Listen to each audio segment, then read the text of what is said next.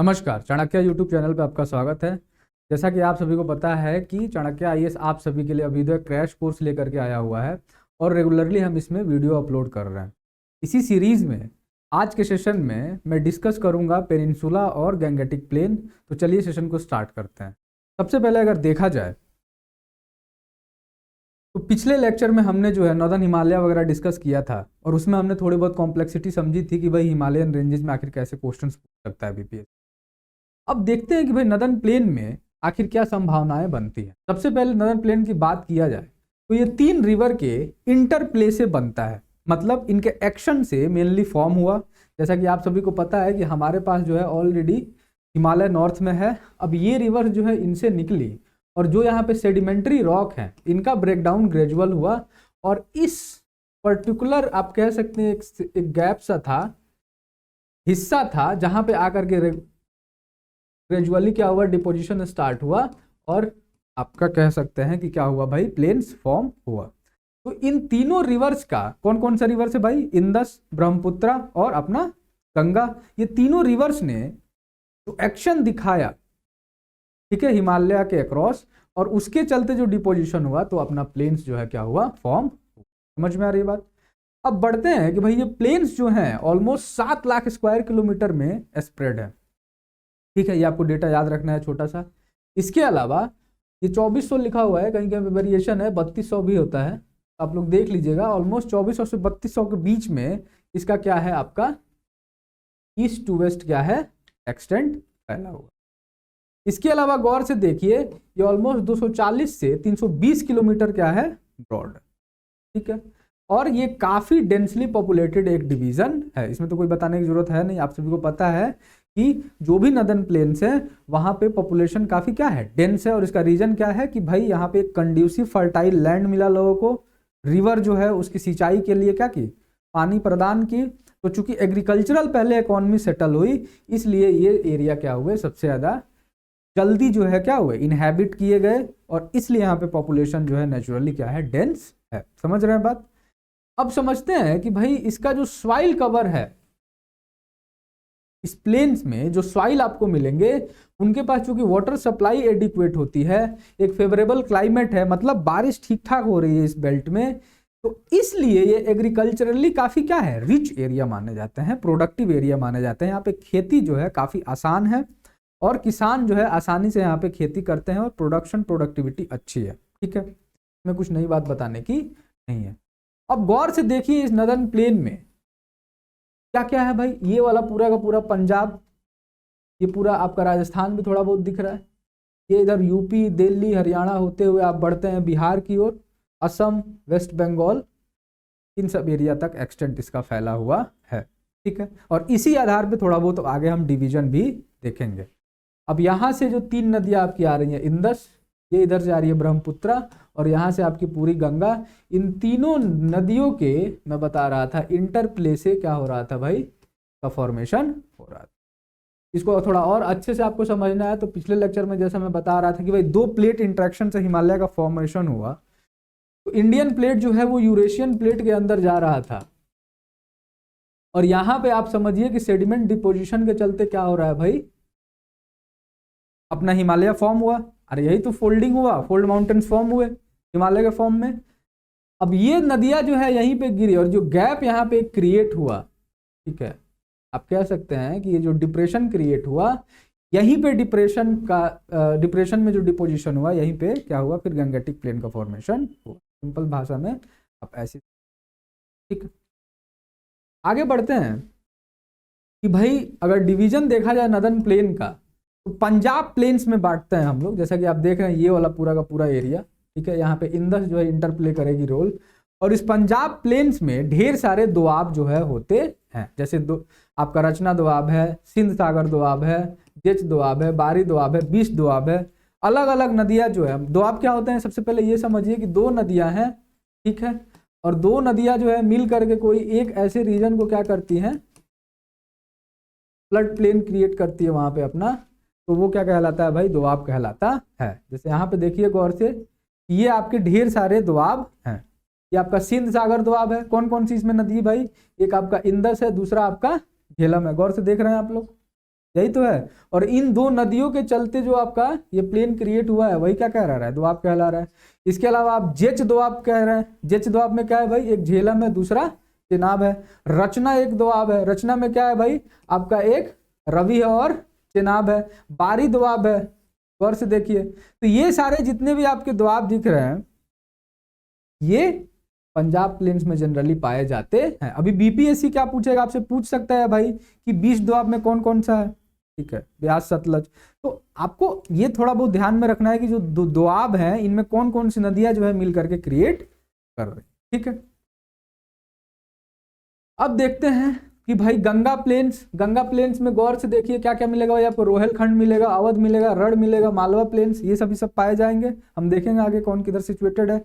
इसके अलावा छत्तीसगढ़ प्लेन जो है ये एक सॉसर शेप डिप्रेशन है। सॉसर क्या होता है भाई, थाली के शेप का, ठीक है, ये थाली जैसे होती है अपने घर में वैसे ही शेप का छत्तीसगढ़ प्लेन है, जो कि महानदी के द्वारा क्या किया जाता है, वहां पानी आता है। और ये पूरा का पूरा जो बेसिन है वो आपका मैकाल रेंज और उड़ीसा हिल से घिरा हुआ है। और इसी छत्तीसगढ़ प्लेन को राइस बॉल ऑफ इंडिया बोलते हैं। बीपीएससी आपसे सीधे पूछेगा भाई कि राइस बॉल ऑफ इंडिया किस प्लेन को बोलेंगे, तो छत्तीसगढ़ प्लेन को बोलेंगे, ठीक है। आगे देखिए, ये आपका जो है दोआब है, समझ रहे हैं, यहाँ दो रिवर जो है आकर के बना रही है इस दोआब को, इसमें तो कुछ बताने की जरूरत नहीं है। इसके अलावा रोहिलखंड प्लेन आपका इधर, अवध प्लेन इधर, रण प्लेन, छत्तीसगढ़ प्लेन जैसे मैं बता रहा था। आगे हम भाबर तराई वाला बेल्ट भी समझेंगे, लेकिन फिलहाल ये समझिए कि ऐसे जो है प्लेन्स का डिवीजन कर रहे हैं। एक और बात इंटरेस्टिंग है कि महाभारत के टाइम जो रोहलखंड प्लेन है, रोहिलखंड, इसको क्या बोलते थे हम लोग, मध्य देश बोलते थे। किसी का अगर दिमाग घुमा तो ये छोटा सा एक आपसे पॉइंट पूछ सकता है। तो मध्य देश जो है वो रोहलखंड प्लेन को बोलते थे, ठीक है। अब चलिए बढ़ते हैं आगे, क्या क्या कैरेक्टरिस्टिक्स है भाई नदन प्लेन का। जैसा कि मैं बता रहा था कि ये क्या है, तो हिमालय से बन रहे हैं ऑफकोर्स, तो हिमालय ऑफकोर्स एक नया फोल्ड माउंटेन है, तो ये भी क्या होंगे, यंगेस्ट फिजियोग्राफिक डिवीजन होंगे, ठीक है। इसके बाद से जो एलुवियल आपका डिपॉजिट है वो तीनों रिवर्स ले आ रही है, इंदस, गंगा और ब्रह्मपुत्र, ठीक है। इन्हीं तीनों के इंटरप्ले से बन रहा है। और यह जो है नदन प्लेन जो जिसकी बात मैं कर रहा हूं वह क्या है, सबसे बड़ा एलुवियल ट्रैक है वर्ल्ड का। इससे बड़ा एलुवियल डिपॉजिट जो है पूरी दुनिया में कहीं भी नहीं मिलता है, ठीक है, ये आपको याद रखना है। इसके अलावा क्या इनका एक्सटेंट है, जैसे मैं बता रहा था 2400 से 3200 क्या होगा ईस्ट टू वेस्ट, और ये जो 150 से 300 किलोमीटर के बीच में आपका नॉर्थ टू साउथ जो है वेरिएशन होगा। डेप्थ क्या होगी कि भाई ये प्लेन जो है गहरे कितने हैं, मतलब आप नीचे जाइएगा तो हार्ड रॉक कितने पे मिलेगा, तो लगभग 1 से 2 किलोमीटर तक क्या है इनका डेप्थ है। आप समझिए कितना ज्यादा डिपोजिशन हुआ है हिमालयन रिवर का, ठीक है। अब अगले पॉइंट पे देखते हैं भाई कि गंगा प्लेन्स को अगर हम देखें, चूंकि इससे क्वेश्चन पूछता है बीपीएससी, तो इसको भी हम 3 भाग में डिवाइड करते हैं मेजरली। एक होता है आपका भाबर, तराई और एलुवियल प्लेन, और एलुवियल प्लेन को फिर हम खादर और किस में बांटते हैं, बंगर में बांटते हैं, ठीक है। अब ये मान लो ये क्या है अपना, कहीं पे हिमालय है बड़ा सा, और इस फुट हिल्स पे जो नदी आ रही है उसके पास एनर्जी बहुत ज्यादा है। उसके पास चूंकि एनर्जी ज्यादा है तो वो बोल्डर्स, बड़े बड़े पत्थर लेकर के अपने हाथ चल सकती है। क्योंकि आप गौर से देखो ये ग्रेडियंट जो है ये इसको एनर्जी ज्यादा दे रहा है, लेकिन जैसे ही वो प्लेन में एंटर करती है उसकी एनर्जी कम हो जाती है। और प्लेन में एंटर करते ही समस्या क्या होती है कि एनर्जी कम होने से जो बड़े बड़े पत्थर है वो तुरंत वहां पर डिपॉजिट करती है। इन्हीं बड़े पत्थरों को हम क्या बोलते हैं, भाबर बोलते हैं। भाबर का एक और कैरेक्टरिस्टिक्स ये है कि यहाँ पे नदियां दिखाई नहीं देती हैं, छिप सी जाती हैं, ठीक है। और फिर एक बेल्ट है तराई जो कि मार्शी एरिया होता है, वहां पे फिर से अपीयर करती है, ठीक है। तो अगर नॉर्थ से साउथ अगर मैं बात करूं, गौर से समझिए इसको, कि अगर मैं नॉर्थ से साउथ चलूं तो सबसे पहले आपको क्या मिलेगा, भाबर, ठीक है। उसके बाद आपको क्या मिलेगा भाई, तराई, ठीक है। यहां पे नदी फिर से इमर्ज हुई। उसके बाद से एक एरिया आता है भांगर, ठीक है, जिसको हम बोलते हैं ओल्ड एलुवियम, ठीक है। और जो सबसे नया जो डिपॉजिट करते रहती है रिवर रेगुलरली उसको बोलते हैं, ठीक है। तो यही मेन डिवीजन है, आपको ये वाला डायग्राम अच्छे से पता होना चाहिए। हिमालय से रिवर निकली, सबसे पहले जो डिपोजिशन किया उसको बोलते हैं भाबर। उसके बाद से इस एरिया में नदी जो है छिप गई, फिर जब मार्शी एक लैंड है वहां पे आई तो उसको बोलते हैं तराई। फिर जब आगे बढ़ी और उसने एक डिपोजिशन कर दिया तो उसको बोलते हैं हम भांगर, और रेगुलरली जहां पर डिपोजिशन करते रहती है उसको बोलते हैं खादर, जिसको बोलते हैं हम न्यू एलुवियम। भांगर क्या होता है? Old alluvium. ठीक है, अब देखिए गौर से, भाबर के बारे में थोड़ा और देख लेते हैं कि भाई ये लगभग क्या है, 8 से 10 किलोमीटर जो है एक बेल्ट है जो कि पैरेलल होता है किसके? शिवालिक फुट हिल्स के। Of course Shivalik foot hills के पास होगा, ये मान लीजिए शिवालिक है, इसी के आसपास जो है आपका भाबर एरिया लाई करेगा। ठीक है, इसके अलावा गौर से देखिए कि जो भी स्ट्रीम्स और रिवर्स में बार बार बता रहा था इस बेल्ट में आती हैं तो क्या हो जाती हैं? हैवी मटेरियल्स डिपॉजिट करती हैं और एक तरह से क्या हो जाती हैं? डिसअपीयर हो जाती हैं। ठीक है, और यह कल्टीवेशन के लिए अच्छा नहीं है। गौर से समझिए, बड़े बड़े कंकड़ पत्थर हैं तो इसमें जो है आप कल्टीवेशन क्रॉप्स का नहीं कर सकते। आपसे क्वेश्चन ये भी बीपीएससी पूछ सकता है कि क्या भाबर रीजन जो है वो कल्टीवेशन के लिए ठीक है? तो आपका जवाब होगा नहीं ठीक। ठीक है, आगे बढ़ते हैं भाई। तराई एक बेल्ट है, जस्ट आप साउथ आए भाबर से, गौर से समझिए कि भाई ये नॉर्थ टू साउथ ही डिवीजन देख लो, तो यहाँ भाबर है, इसके बाद से क्या है आपका तराई वाला बेल्ट आ रहा है। तो साउथ जैसे ही बढ़ेंगे भाबर के क्या आएगा भाई? आपका तराई बेल्ट आएगा, और इस तराई बेल्ट का जो विड्थ है वो भी क्या है? ऑलमोस्ट 10 से 20 किलोमीटर है। ठीक है, और इसमें जो है फिर से रिवर्स जो है रीइमर्ज करेंगी और इनका कोई एक प्रॉपर डिमार्केशन नहीं होगा अभी भी चैनल का। ठीक है, रिवर्स इमर्ज की हैं और डिमार्केशन चूंकि नहीं है तो मार्सी और स्वैम्पी एरिया जो है यहाँ पे ज्यादा मिलेंगे। ठीक है, एक और बात कि चूंकि मार्सी और स्वैम्पी एरिया है, यहाँ पे ह्यूमिडिटी ठीक ठाक है, तो यहाँ पे वाइल्ड लाइफ वेजिटेशन जो है अच्छा ग्रो करता है। ठीक है, अभी तराई वाला बेल्ट गौर से देखिए, यूपी के पास कुछ कुछ जिले जैसे कि महाराजगंज एक जिला, वहां पे क्या होती है? चूंकि वो तराई बेल्ट है, वहां पे भरपूर पानी है और वैसा क्लाइमेट है तो वहाँ धान की खेती काफी अच्छी होती है। ठीक है, तो आप ऐसे समझ सकते हैं। आगे बढ़ते हैं हम लोग एलुवियल प्लेन्स की ओर तेजी से। क्या कह रहा है भाई? एलुवियल प्लेन में हमने दो डिमार्केशन समझा था, भांगर और खादर। अभी भांगर क्या है कि ये ओल्डर एलुवियम है कि जब रिवर आ रही थी, मान लो कोई रिवर है, सिंपल, ठीक है, ऐसे समझिए, इसमें जो है रिवर का क्या है? कोर्स है। अभी रिवर जो है इस एरिया में और इस एरिया में रेगुलर डिपोजिशन कर रही है, तो इसको मैं क्या बोल रहा था भाई? खादर। यही तो है खादर। लेकिन इसके पहले इधर भी कभी डिपोजिशन की होगी रिवर, तो इसी को बोलते हैं हम क्या? भांगर। इसी को बोलते हैं हम ओल्ड एलुवियम। ठीक है, पुराना। समझ में आ रही बात? तो इसलिए ये बात कह रहा है कि जो आपके भांगर होंगे वो क्या होंगे? ओल्ड एलुवियम होंगे, और यह जो है फ्लड प्लेन के थोड़े से ऊपर बनेंगे। ये आपका मान लीजिए फ्लड प्लेन है, इसके थोड़े से इधर बनेंगे। ये डार्क कलर के होते हैं चूंकि इनमें ह्यूमस कंटेंट काफी ज्यादा होता है। गौर से याद रखिए, सॉइल जब मैं आपको पढ़ाऊंगा तो जब भी ह्यूमस कंटेंट ज्यादा होगा तो सॉइल का कलर क्या होगा? डार्क होगा। ठीक है, और यह जो है क्या होते हैं? प्रोडक्टिव भी होते हैं, यानी कि खेती बाड़ी इसमें संभव है। भाबर में संभव नहीं थी, इसमें संभव है। खादर क्या होता है कि न्यूअर एलुवियम होता है, और यह जो है रिवर बेड्स के पास होता है, लाइट होता है कलर में। गौर से रखिए, इसमें ह्यूमस कम होगा तो लाइट होगा, और थोड़ा बहुत सैंडी टेक्सचर का होता है, ज्यादा पोरस होता है भांगर से। ये सभी डिफरेंस है। भांगर से ज्यादा पोरस होगा, क्योंकि ह्यूमस कंटेंट इसमें कम होगा, इसलिए लाइटर कलर का होगा, रिवर बेड्स के आसपास पाया जाएगा। ठीक है, ये रिवर बेड है, इसके आसपास पाया जाएगा। ठीक है जी, और यह जो है सबसे फर्टाइल एरिया होता है प्लेन का। ठीक है, और इसलिए होता है क्योंकि रेगुलरली जो है रिवर इसमें डिपॉजिट करती रहती है अपने सेडिमेंट। सिंपल। चलिए आगे बढ़ते हैं। अब बढ़ते हैं, हम देखते हैं थोड़ा पेनिनसुलर प्लेट्यू के बारे में। जैसा कि आप सभी को पता है कि एक पेनिनसुला क्या होता है? जो चारों मतलब सभी साइड से घिरा हुआ हो सिवाय एक साइड छोड़ करके पानी से। ठीक है, तो पेनिनसुला यही बोल रहा है कि ऑलमोस्ट ये वाटर से घिरा हुआ हो, एक साइड को छोड़ करके मेनलैंड में, वो पेनिनसुला कहलाता है। इसमें कुछ नई बात नहीं है। अभी एक्सटेंट देखिए गौर से, अगर हम अपने इस पेनिनसुला की बात करें, इंडियन पेनिनसुला की, तो बहुत लोग कंफ्यूज हो जाते हैं। नॉर्थ वेस्ट में ये दिल्ली रिज तक जाएगा। ठीक है, इसके अलावा ईस्ट में ये राजमहल हिल्स तक जाएगा। इसके अलावा वेस्ट में ये गिर रेंज तक जाएगा। ठीक है, साउथ में कार्डमम हिल्स तक जाएगा, और नॉर्थ ईस्ट में गौर से देखिए ये पूरा हिमालयन वाला बेल्ट है। यहाँ पे आपका शिलोंग और कार्बी एंगलोंग जो प्लेट्यू है इधर तक एक्सटेंट इसका होता है। अभी कुछ लोग ये समझ नहीं पाते हैं कि नॉर्थ ईस्ट में जो मेघालय वाला कार्बी एंगलोंग वाला प्लेट्यू है वो जो है कैसे इसका पार्ट है, तो हम देखेंगे कैसे पार्ट है। ठीक है, फिलहाल ये समझिए कि दिल्ली रिज नॉर्थ वेस्ट में आपका क्या है भाई? गिर रेंज। इसके अलावा साउथ में कार्डमम। ठीक है, और ईस्ट में आपका क्या है? राजमहल, और इधर नॉर्थ ईस्ट में आपका जो है कार्बी एंगलोंग तक ये एक्सटेंड करता है। काफी बड़ा एक्सटेंट है।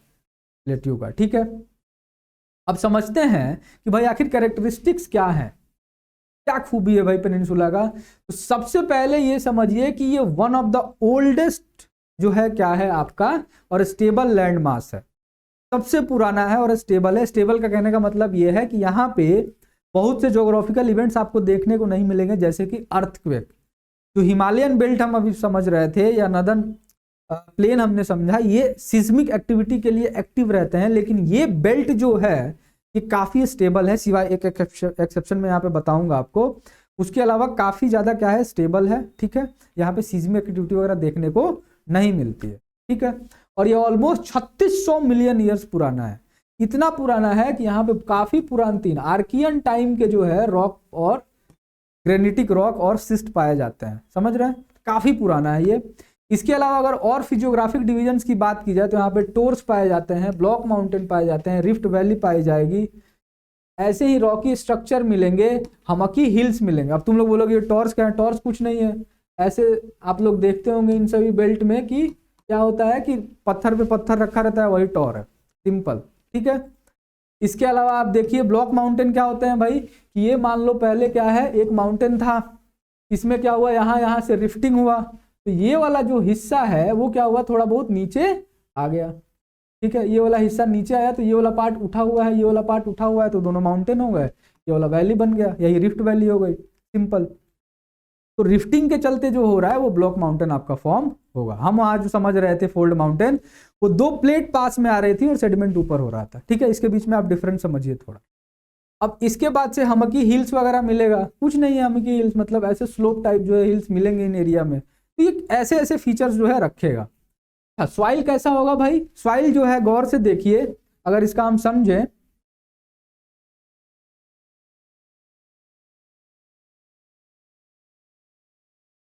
इस वाले बेल्ट में अगर मैं इसकी बात करूं तो ये वाला जो पूरा का पूरा बेल्ट है, इधर क्या होता है भाई, ब्लैक कॉटन सॉइल आपका मिलता है, आप सभी को पता है।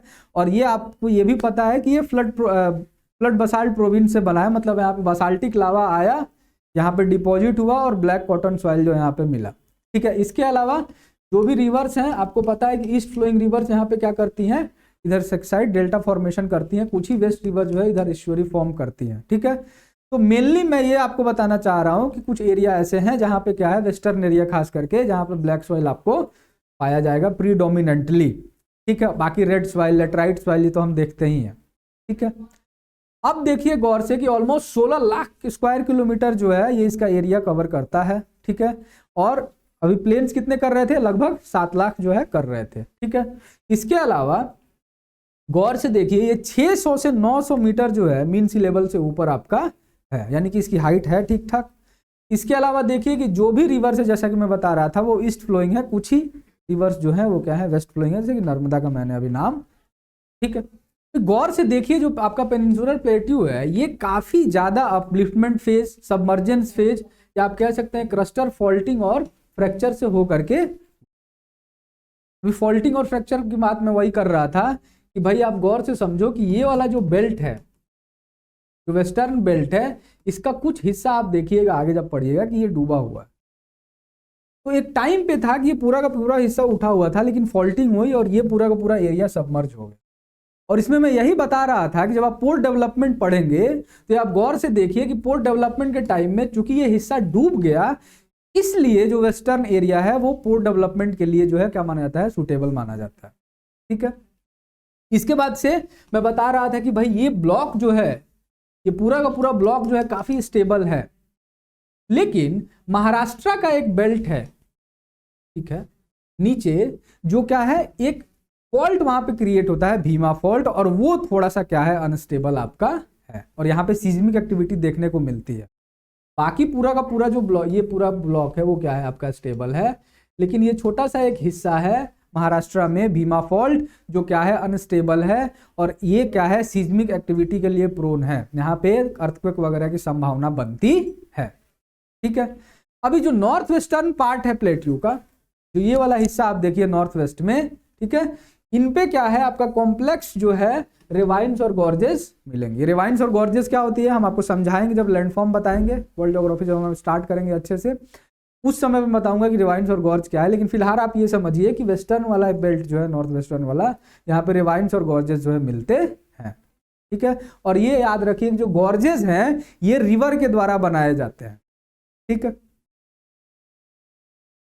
अब देखिए जरा गौर से कि भाई इस प्लेट्यू में मैं आपको बताना क्या चाह रहा था। सबसे पहले जो प्लेट्यू का मेन डिवीजन कर रहे थे उसमें क्या था भाई, आपका एक बड़ा सा डेक्कन प्लेट्यू, ठीक है। इस वाले बेल्ट में ही मैं बता रहा था क्या है भाई, आपका ब्लैक कॉटन सॉइल प्राइमरली पाया जाता है। इसके अलावा आप क्या देख रहे थे भाई, ये पूरा का पूरा जो हजारीबाग प्लेट्यू है, ठीक है, या इस वाले हिस्से को क्या बोलते हैं, छोटा नागपुर प्लेट्यू भी बोलते हैं हम लोग, ठीक है। इधर वाला जो हिस्सा आपका गौर से समझिए क्या है, शिलोंग या मेघालय प्लेट्यू, ठीक है। और इधर जो आपका मारवाड़ प्लेट्यू, ठीक है जी। इधर आपका क्या है, कहीं पे दिल्ली रीज है जो इसका नॉर्थ वेस्ट बाउंड्री तय करता है, समझ में आ रही है बात। और इधर साउथ में मैं बता रहा था कार्डमम्स वगैरह है, ठीक है। छोटे छोटे और भी प्लेट्यू से मालवा प्लेट्यू इधर आपको मिल रहा है, रांची प्लेट्यू मिल रहा है, ये छोटा नागपुर प्लेट्यू का एक हिस्सा है, हजारीबाग जो आप देख रहे हैं बड़ा सा, ठीक है। छोटा नागपुर प्लेट्यू जो है आपका क्या है, ये आपको मेनली कोयला, और आप सभी को पता है कोयला इस बेल्ट में काफी अच्छा पाया जाता है। दामोदर जो रिवर है उसमें जो वैली प्रोजेक्ट हमने निकाला वो काफी फायदेमंद साबित हुआ, ठीक है। तो ये सभी चीजें थोड़ी बहुत आपको याद रखनी है। महाराष्ट्रन प्लेट्यू है इधर, ठीक है। एक और फिगर से समझने की कोशिश करते हैं भाई कि ये आपका क्या है, माइनर जो है प्लेट्यू की बात अगर की जाए तो बुंदेलखंड प्लेट्यू छोटा सा, छोटा नागपुर प्लेट्यू हमने देखा ही था, बघेलखंड प्लेट्यू है, डेक्कन प्लेट्यू है, मालवा प्लेट्यू है, इसके अलावा आपका ये कर्नाटका प्लेट्यू है, ठीक है। ये आपका तेलंगाना वाला प्लेट्यू है, ठीक है जी। आपका दंडर करयान प्लेट्यू है, ठीक है, छत्तीसगढ़ और एमपी के आसपास। इधर आपका क्या है भाई, शिलोंग प्लेट्यू है, ठीक है। तो ये आपके माइनर प्लेट्यू में हमने बांटा है पूरे पेनिनसुलर ब्लॉक को, छोटे छोटे प्लेट्यू में। इसके अलावा एक और पिक्चर है, इसको जरा समझिए गौर से कि भाई इनमें थोड़े बहुत जो फीचर्स हैं वो आखिर क्या है। जैसे ये आपका दिल्ली रिज के पास वाला जो है अरावली वाला बेल्ट, ठीक है। इसके अलावा गौर से देखिए ये जो प्लेट्यू है इधर आपका क्या है, वेस्टर्न घाट, इधर क्या है आपका ईस्टर्न घाट। और गौर से समझिए जो वेस्टर्न घाट है वो क्या है आपका कॉन्टिन्यूअस है, ये फ्रेगमेंटेड नहीं है। लेकिन ईस्टर्न घाट देखिए यहाँ पे क्या है, फ्रेगमेंटेड है, कॉन्टिन्यूअस नहीं है। तो क्वेश्चन आपसे पूछ सकता है कि दोनों घाट में से कॉन्टिन्यूअस कौन है, ठीक है। इसके अलावा ऊपर वाला जो हिस्सा है उसको क्या बोलते हैं हम लोग, कोंकण। नीचे वाला जो हिस्सा है इसको क्या बोलते हैं, केरला के पास वाले को मालाबार।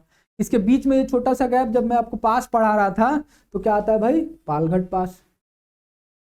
इसके अलावा गौर से देखिए छोटे छोटे रेंजेस, विंध्या रेंज छोटा नहीं है, काफी बड़ा है वैसे। इसके अलावा सतपुरा, महादेव, मैकाल, ठीक है, अजंता देख रहे हैं आप लोग। यहाँ पे एक और पास है थालघाट पास, घोरघाट पास, ठीक है। ये मेनली मुंबई नासिक को जोड़ता है और पुणे को जोड़ते हैं ये दोनों। इसके अलावा आप देखिए मालवा प्लेट्यू मैंने जैसा बताया, बुंदेलखंड जो इधर है, कैमूर बिहार तक आता है ये विंध्या रेंज, ठीक है। कैमूर जो प्लेट्यू है आपका उसका इसी का हिस्सा है। इसके अलावा गौर से देखिए इसका सबसे बड़ा पीक अरावली का क्या है, गुरु शिखर पीक, याद रखना है आपको, पूछता है ये क्वेश्चन सीधे सीधे, ठीक है। गिर जो इसका क्या था, ईस्टर्न सबसे वेस्टर्न सॉरी मोस्ट पॉइंट था वो गिर था। यहाँ पे काठियावाड़ प्लेट्यू है, काठियावाड़ प्लेट्यू भी इसको बोलते हैं हम लोग। इसके अलावा छोटा नागपुर प्लेट्यू हमने देखा ही, मेघालय में आप देख रहे हैं कि क्या है, शिलोंग प्लेट्यू हम देख रहे थे मेघालय वाले बेल्ट में, ठीक है। इधर आंध्र साइड पढ़िए तो नल्ला मल्ला हिल, पालाकोंडा, जावड़ी, ठीक है, आपको ये सब याद रखना है। साउथ में जब मैं आ रहा था तो बता रहा था कि हिल्स का क्या है, ग्रुप है। इधर क्या आपका शिवालिक होगा, शिवालिक का सबसे बड़ा क्या है भाई, दोड़ा बेटा, यहाँ पे लिखा हुआ है। और साउथ में जो अनामलाई हिल्स है उसका क्या है, अनाईमुड़ी सबसे बड़ा क्या है आपका पीक, ठीक है। तो ये सभी छोटे छोटे चीजें आपको याद रखनी है। ये डेक्कन प्लेट्यू आप देख रहे हैं और ये पूरा का पूरा हिस्सा क्या है, ब्लैक कॉटन सॉइल से ढका रहता, ठीक है जी। तो ये कुल मिला के थोड़े मोड़े आपको फैक्ट्स याद करने थे, तो आप एक बार देख लेना। प्लेट्यू में ऑलमोस्ट यही चीजें हैं। तो इस सेशन में हमने काफी कॉम्प्रिहेंसिव तरीके से आपका नॉर्दर्न इंडियन प्लेन्स और आपका प्लेट्यू समझा। हमने ये देखा कि नॉर्दर्न इंडियन प्लेन्स जो है आखिर कैसे फॉर्म हुए थे, प्लेट इंटरेक्शन के बाद जो फोल्ड माउंटेन बने, और 3 रिवर जो निकली उनके इंटरप्ले के चलते जो डिपोजिशन हुआ उससे अपना प्लेन क्रिएट हुआ। हमने एक्सटेंड देखा कि ईस्ट टू वेस्ट कितना है, विड्थ कितना है, इवन डेप्थ भी हमने समझा कि ऑलमोस्ट 2 किलोमीटर तक का डिपोजिशन है कहीं कहीं पे। जो नॉर्दर्न इंडियन प्लेन है वो साउथ में इरेगुलर से हैं, ठीक है, ये भी आपको ध्यान में रखना है। और इसका फिर हमने फर्दर डिवीजन पढ़ा कि भाई ये भाभर, भादर, बांगर, तराई, इन सभी तरीके से डिवाइड किया जा सकता है जब हम नॉर्थ से साउथ की ओर आते हैं। इसके अलावा हमने सेक्टर वाइज डिवीजन भी देखा कि भाई पंजाब हमने बांटा प्लेन, उसमें ढेर सारे दोआब हमने देखे, रजना, बीस्ट, ये सभी चीजें, ठीक है। इसके अलावा हमने ये देखा कि गंगा प्लेन्स क्या है, भाई छत्तीसगढ़ प्लेन हमने देखा कि एक शॉशर शेप्ड का है और महानदी के द्वारा ड्रेन किया जाता है, राउस बाउल बोलते हैं। फिर हमने जो है तेजी से पेनिनसुला को अपने कवर किया और पेनिनसुलर जो ब्लॉक है उसमें हमने देखा कि ये ढेर सारे टेक्टोनिक एक्टिविटी आप कह सकते हैं, अपलिफ्टमेंट फेज, रिफ्टिंग फेज, इन सब से होकर के गुजरा है और इसमें कॉम्प्लेक्स टाइप के क्या है फीचर्स हैं, टोर्स हैं, गॉर्जेस हैं जिसकी बात कर रहा था। और इसका एक्सटेंट भी हमने देखा कि ये दिल्ली रिज से होकर के नॉर्थ वेस्ट में और साउथ में कार्डमम तक जो है फैला हुआ है। आपका नॉर्थ ईस्ट में ये कार्बी एंगलोंग प्लेट्यू तक फैला हुआ है और वेस्ट में आपका क्या है, आपका गिर तक फैला हुआ। इसका एक्सटेंट काफी क्या है आपका वाइड है। इसके अलावा हमने ये भी समझा ये काफी पुराने क्या है आपके ब्लॉक हैं, काफी स्टेबल लैंड मास है और ये स्टेबल लैंड मास जो है ऑलमोस्ट 3600 मिलियन पुराना है। और इसमें आर्कियन रॉक पढ़िएगा आप लोग जब जियोलॉजिकल टाइम स्केल, तो उसमें आर्कियन रॉक सिस्टम काफी पुराने होते हैं, ग्रेनिटिक रॉक, सिस्ट रॉक, ये सभी चीजें यहाँ पे पाई जाती हैं। इसके लिए हमने और फीचर देखा, स्टेबल है लेकिन एक भीमा फॉल्ट पाया जाता है महाराष्ट्र में और वो थोड़ा सा सीज्मिक एक्टिविटी आप कह सकते हैं, वहां पे अर्थक्वेक आ सकता है।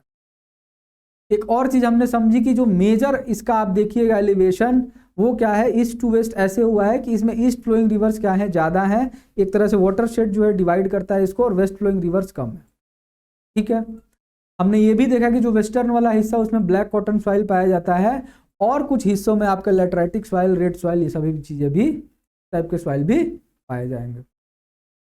हमने ये देखा कि जो गैप है इसके चलते जो है कार्बी एंगलोंग प्लेट्यू और आपका जो मेन प्लेट्यू है वो अलग हुआ, ठीक है। तो इस सेशन में हमने काफी कॉम्प्रिहेंसिव तरीके से चीजें कवर करने की कोशिश की है। थोड़े बहुत पेनिनसुला में हमने पीक्स वगैरह भी कवर किए हैं, जैसे कि दोड़ा बेटा हमने देखा, अनाई मुड़ी देखा, इसके अलावा गुरु शिखर देखा, ठीक है।